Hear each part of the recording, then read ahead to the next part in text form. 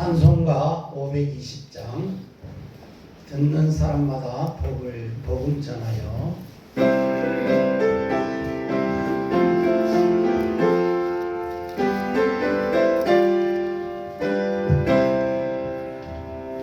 듣는 사람마다 복음 전하여 복스러운 소식들을 퍼지세. 모든 사람에게 전할 소식은 어느 누구나 오라. 어느 누구나 적게 나오라. 어서 와서 주의 말씀 들어라. 하늘 아버지가 오라 하시니 어느 누구나 오라. 모든 사람들은 지치 말고서 문 열어 생애에 들어오시오. 생명길은 오직 구주 예수니 어느 누구나 오라. 어느 누구나 죽게 나오라. 어서 와서 주의 말씀 들어라. 하늘 아버지가 오라 하시니 어느 누구나 오라. 오냐 가신 대로 이룰 것이니 누구든지 오냐 받을 수 있네. 받은 사람에게 생명이로다. 어느 누구나 오라. 어느 누구나 죽게 나오라. 어서 와서 주의 말씀 들으라. 하늘 아버지가 오라 하시니 어느 누구나 오라. 3절하면 되겠어? 오냐 하신 대로 이룰 것이니 누구든지 오냐 받을 수 있네. 받은 사람에게 생명이로다. 어느 누구나 오라. 어느 누구나 죽게 나오라. 어서 와서 주의 말씀 들어라. 하늘 아버지가 오라 하시니 어느 누구나 오라. 아멘. 436장 찬송가 436장.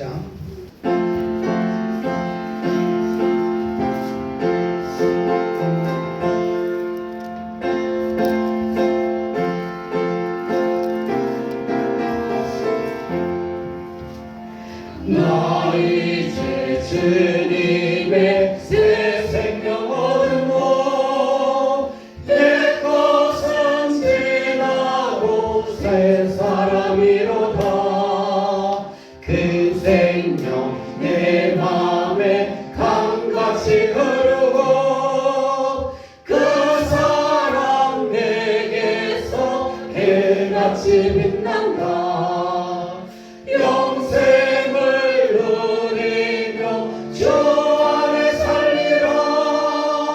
오늘도 내일도 주 함께 살리라.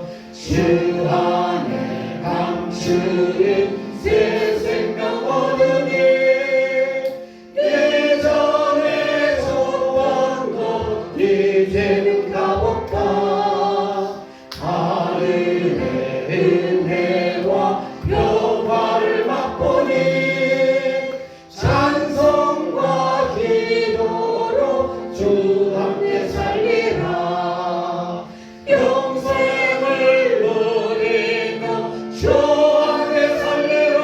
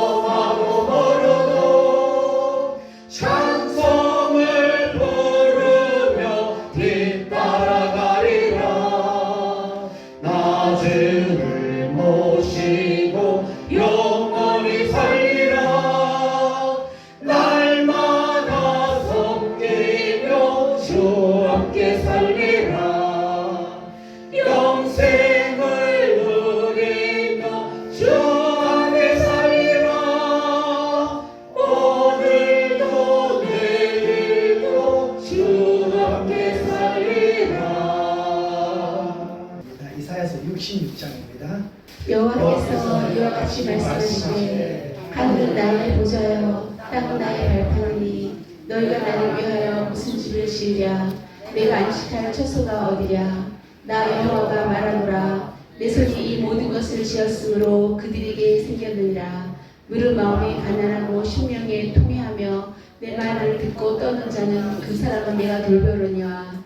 소를 잡아 드리는 것은 산나무가 다름이 없이 하고 어린 양으로 제사 드리는 것은 개의 목을 꺾음과 다름이 없이 하며 드리는 예물은 돼지의 피와 다름이 없이 하고 분양하는 것은 우상의 산수나무가 다름이 없이 행하는 그들은 자기의 길을 택하며 그들의 마음은 가증한 것을 기뻐한즉 나 또한 유혹을 그들에게 택하여 주며 그들이 무서워하는 것을 그들에게 임하게 하리니 이는 내가 불러도 대답하는 자가 없으며 내가 말하여도 그들이 듣지 않고 오직 나의 목전에서 악을 행하며 내가 기뻐하지 아니하는 것을 택하였음이라 하시니라. 아멘. 하나님이 가장 싫어하는 하나님이 가장 미워하는 일이 있다면 아마 우상 숭배일 것입니다. 이 우상은 눈에 보이는 우상이 있고 눈에 보이지 않는 우상이 있는데 자 지금 좌우지간 우상이다 그러면 하나님이 가장 싫어하는 것 중에 하나일 것입니다.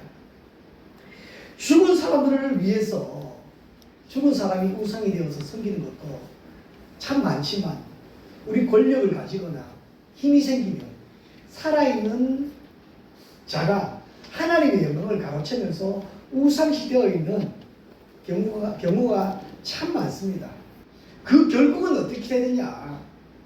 성경에 보면 사도행전 12장 23절에는 헤롯 왕이 그렇게 했습니다. 헤롯 왕이 하나님의 영광을 가로채면서 하나님께 영광을 돌리지 않은 결과 우리 말씀인데 한번 읽어볼까요? 우리 같이 읽어보십시다. 헤롯이 영광을 하나님께 돌리지 아니하므로 주의 사랑과 골치니 벌레에게 먹혀 죽으니라. 네.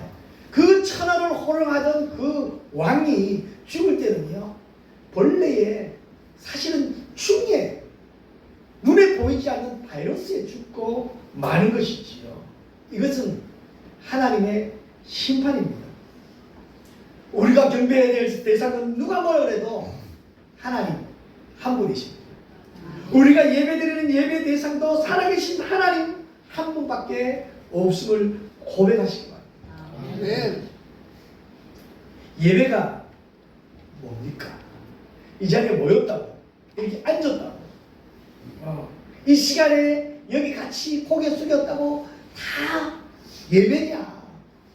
거기서부터 우리 한번 점검해 보아야 돼요. 오늘 말씀의 제목은 하나님의 보살핌입니다. 우리가 진짜 하나님의 보살핌을 받느냐? 아무리 약해도 하나님의 보살핌을 받는 성도들은 행복한 성도가 되어질 수 있습니다. 우리 인생 지금 보이는 거 가지고 폼 잡지 말자니까요. 하나님 보호하시마 절대자인 창조주인 살아계신 우리와 함께 하시기를 원하시는 그 하나님 앞에 온전히 예배드리는 성도들은 행복한 성도들이 되어질 수가 있습니다. 아멘. 예배를 드리는데도 불구하고 복을 받지 못하고 하나님의 그 은혜를 누리지 못하는 사람들이 있을까요? 없을까요? 생각보다 많습니다. 하나님을 집중하지 못하고 하나님과 온전히 관계를 맺지 못하고 내 생각에 가득 차고 내 생각에 사로잡혀 있는 그러면서 예배드린다고 와 있는 우리 성도들도 생각보다 많다는 것입니다. 우리 다시 한번 점검해 보자고요. 하나님께 집중하고 하나님 말씀, 하나님 사랑으로 다시 한번 돌아보자는 것이죠. 이사야 선지자가요. 오늘 본문에도 보면 이스라엘 백성들에게 그 우상 숭배에 대해서 3절부터 계속해서 말씀하고 있잖아요. 그 행위가 악하다. 그 행위다가 악하다. 이스라엘 백성들이요. 하나님 앞에 예배 드리지 않았을까요? 이스라엘 백성들이 하나님을 모른다고 했을까요? 그들은 예배는 드렸지만 예수님이 왜 예루살렘 성전에서 그 상을 엎으시면서 기도하는 집을 강도의 소굴로 만들었다고 했을까요? 그 성전이 하나님 앞에 이스라엘 백성들이 하나님 앞에 예배 드릴 때에 예배의 본질은 망각해버리고 하나님과 만남의 장소로 와서 예배 드리고 거기서 하나님과 교제가 이루어야 되고 인격적인 만남이 있어야 되는 그 예배임에도 불구하고 그들은 그 예배의 본질을 놓쳐버리고 형식만 붙잡고 하나님 내가 오늘 왔다 가니되 하나님 왔다 가니되 그것으로 예배 드렸다고 만족해하면서 떠났습니다. 하나님은 그들을 만나주지 않습니다. 예, 때에 따라서는 우리 형식도 중요합니다. 우리 예배의 틀도 중요합니다. 하지만 그것보다 더 중요한 것은 우리 예배드리는 우리 성도 한 사람 한 사람의 마음. 우리 지금 누구를 향하고 있습니까? 내가 지금 좀 못해도 예수님 발 앞에서 말씀을 듣기 위해서 간절한 마음으로 사모하는 마음으로 예수님을 바라보는 마리아의 마음이 되어야 된다는 것이지요. 내 마음에 참된 예배가 있습니다. 우리의 삶 가운데 참된 예배가 있습니까? 여러분 가정에서 예배가 참된 예배가 있습니까? 여러분 직장 속에서 참된 예배가 있습니까? 여러분 스스로에게 질문해 보시기 바랍니다. 우리 찬양으로 마음을 열고 예배를 준비합니다. 사실은 그 찬양부터 하나님 앞에 올려드리는 그 예배, 집중해서 드리는 그 예배, 우리는 지금도 아마 악한 마귀 사탄들은 우리의 생각을 빼앗기 위해서 여러분 마음속에 여러분 생각 속에 혼돈을 주고 있을 것입니다. 그러나 믿음의 사람, 하나님의 자녀들은 하나님에게만 집중해야 됩니다. 집중할 때 하나님은 우리를 도와주십니다. 2절 말씀입니다. 오늘 읽었던 본문 말씀 2절에는 이렇게 말씀하고 있습니다. 같이 한번 읽어볼까요? 나 여호와가 말하노라 내 손이 이 모든 것을 지었으므로 그들이 생겼느니라. 무릇 마음이 가난하고 심령에 통해하며 내 말을 듣고 떠는 자 그 사람을 내가 돌보려니와. 예, 그 사람을 내가 돌보려니와 그 사람을 내가 보살피겠다. 어떤 사람을 보살펴요? 하나님이 우리를 보살펴주는데 하나님은요 계급 보는 것 아닙니다. 권력 보는 것 아닙니다. 돈 많이 가진 것 보는 것 아닙니다.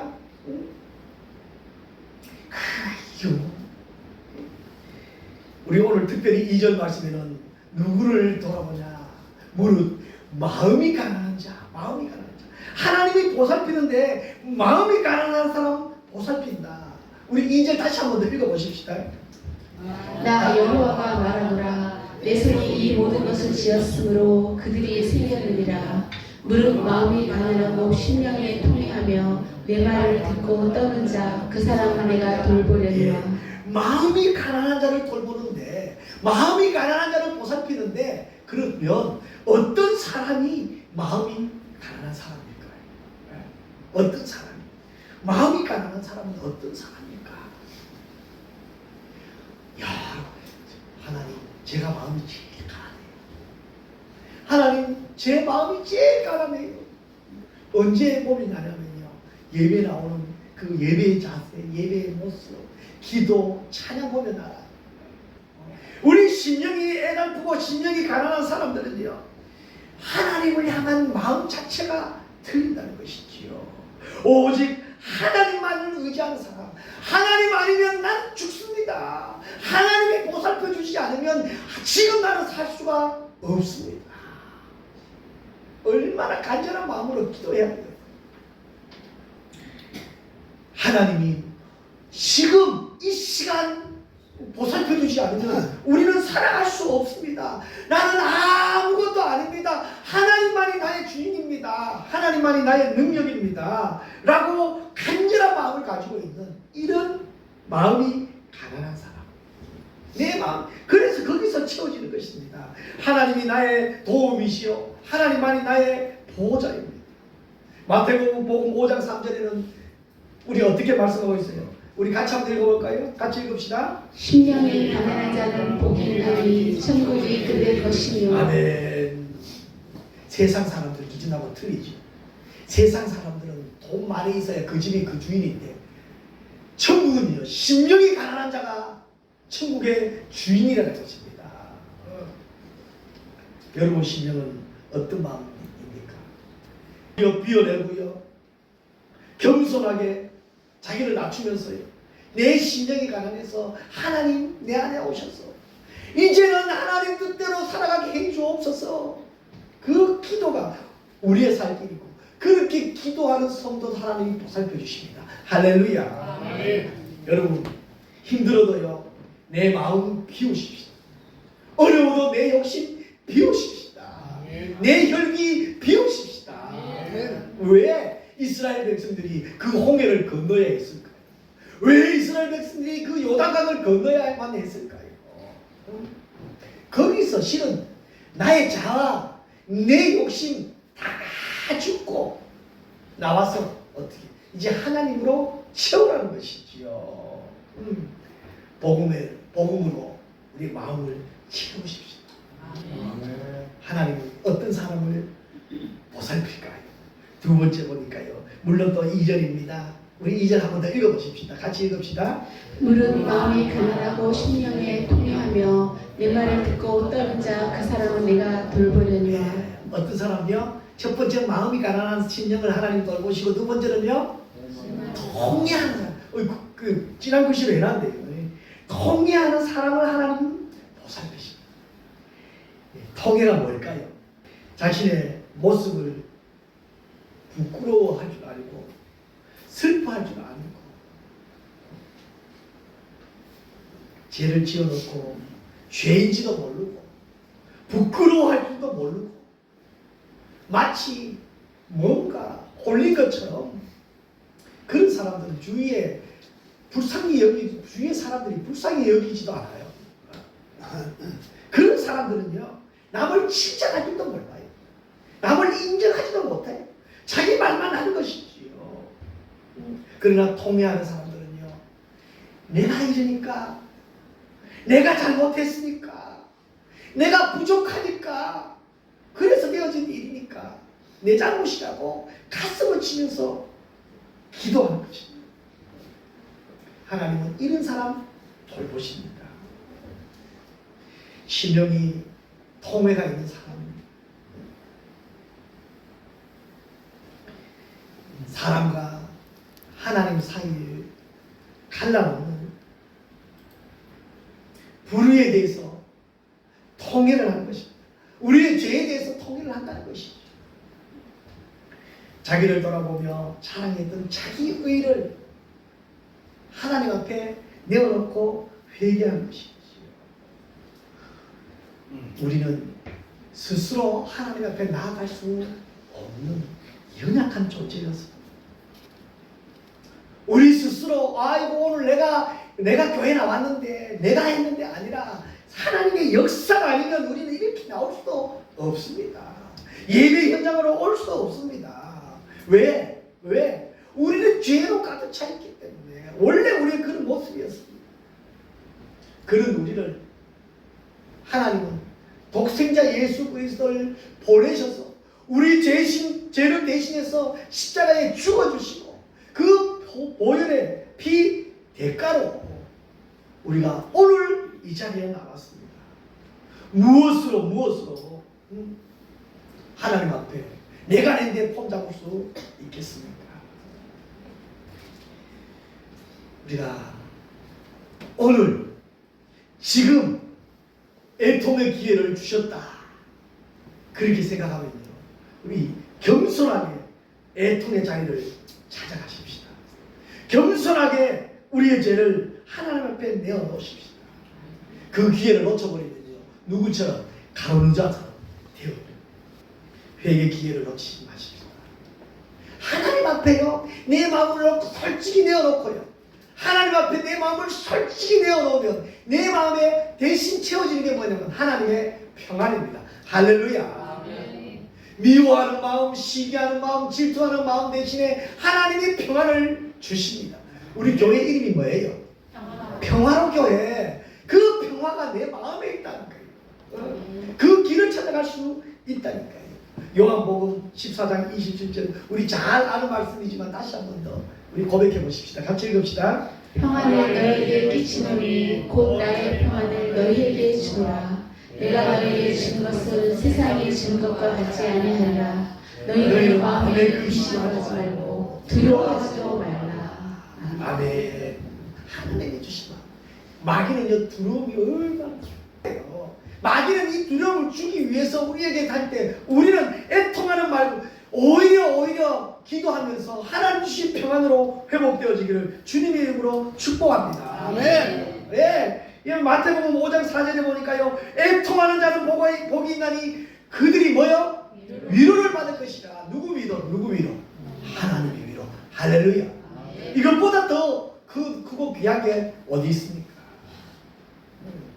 우리요 위로받은 사람처럼 살아가십시오. 하나님의 위로를 받았던 사람은요 여유가 있습니다. 누구의 위로를 받았기 때문에? 하나님의 위로를 받았기 때문에. 사람들이 꼰짝꼰짝해도요 반응이 없습니다. 하나님의 위로가 커요. 사람의 질투가 커요. 사람들은 남이 잘 되면 괜히 질투하잖아요. 그리고 뒤에서 입방울 찍어서 그게 안 들어오면 다행인데 돌아 들어오잖아요. 들으면 그 소리 들은 게 기분 나쁘잖아요. 그런데요 하나님의 위로받는 사람들은 거기에 기분 나빠합니다. 오히려 어떻게 해요? 오히려 그 사람을 칭찬합니다. 은혜받는 사람들 축하할 일이 있으면요 우리가 밥을 사면서 축하를 해줘요. 야, 니 진급했다면서 밥 사라. 이게 아니고 진급했다. 그러면 내가 밥 사줄게. 진급해서 축하한다. 그동안 고생했으니까 내가 밥 살게. 하면서 밥 사면서 칭찬하는 거예요. 칭찬. 아내들이요 남편에게 사랑받고 싶습니까? 칭찬하십시오. 칭찬. 인상 보니까요. 그 말을 하지 말았으면 좋겠어요. 같은 아내들이요 남편을 칭찬할 거리가 있어야지. 그래도 칭찬하십시오.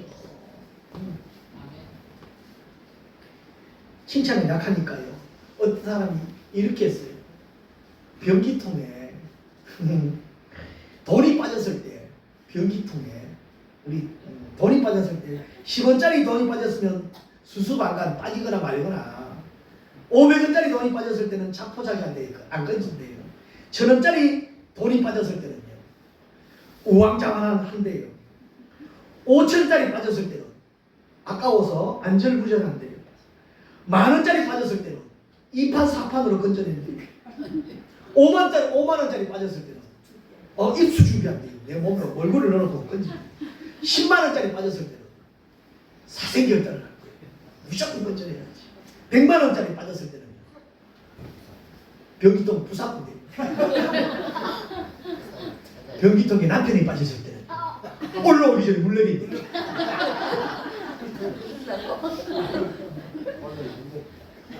사정없이 물 내린대요. 이게 얼마나 불쌍한 일이에요.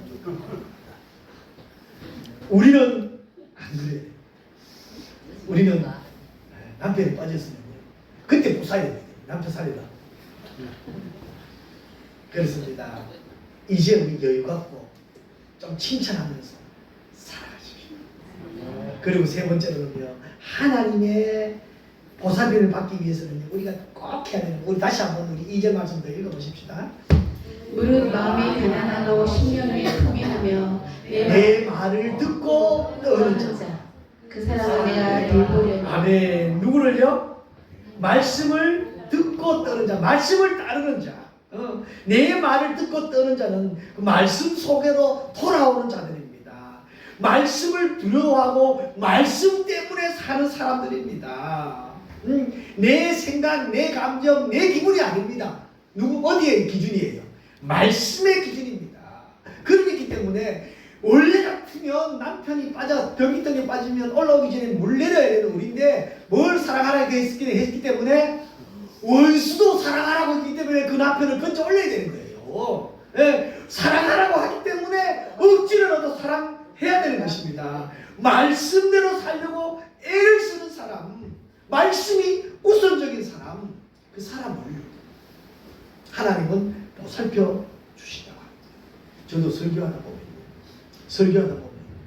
이렇게 보이잖아요. 조는 사람, 먼데 살피는 사람, 제가 보이거든요. 알거든요. 그런 사람 기분 좋아할까요? 그래도 오늘처럼 이렇게 해가지고 찾아가지고 웃긴 거 하나 하면 웃고 집중하는 사람 좋아할까요?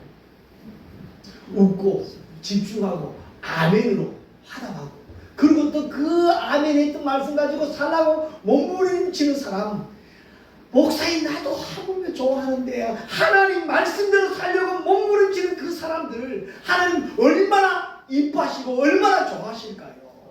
지금 좀 어려워도, 지금 좀 힘들어도, 지금 잘 안 되는 것 같아도 그 결과는 엄청 차이 납니다. 우리 말씀에게로 돌아와야 됩니다. 성경에게로 돌아와야 됩니다. 하늘의 뜻이 그 말씀 안에 있다는 사실입니다. 왜 우리가 예배 자리에 나오라고 하냐? 왜 우리가 예배 드려야 되냐? 또 와서 거기서 말씀을 들어야 되거든요. 믿음은 어디서 나와요? 들으면서 나와요. 이 들음은 그리스도 예수의 말씀입니다. 말씀을 잘 들으면 여러 가지 일들이 생기는데, 말씀을 잘 들어야 말씀을 통해서 우리 은혜를 받게 되어져요. 은혜가 흔들리지 않습니다. 은혜가 꺾이지 않습니다.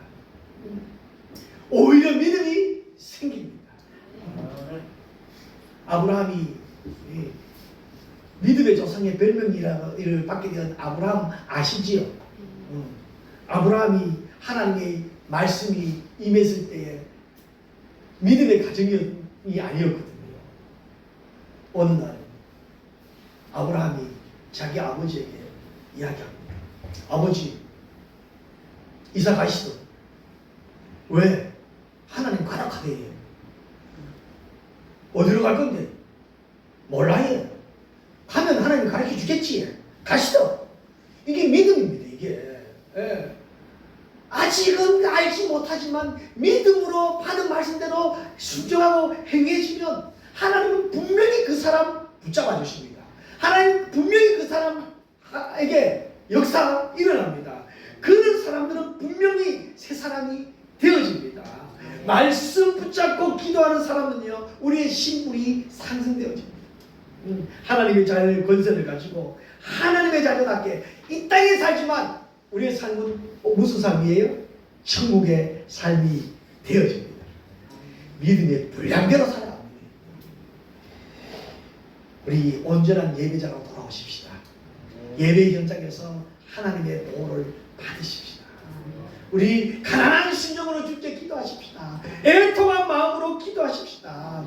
말씀 붙잡고 말씀으로 살아가십시다. 그러면 하나님이 우리를 붙잡아 주시고 돌보아 주시고 보살피신다는 사실 가지고 하나님의 보살핌으로 행복한 신앙생활하는 저와 여러분 되시기를 주님의 이름으로 축복합니다. 기도하겠습니다. 이제는 우리 주 예수 그리스도의 은혜와 하나님 아버지의 그 놀라우신 사랑과 성령님의 감화 감동 위로 교통 충만하신 은혜가 심령이 가난하고 애통하고 말씀을 따라 살기를 다짐하며 특별히 하나님의 보살핌으로 살아가기를 다짐하는 사랑하는 성도들 머리 위에와 저들의 가정 위에와 직장과 사업장과 저들의 사랑하는 가족들 위에 이제로부터 영원토록 함께 있을지어다. 아멘.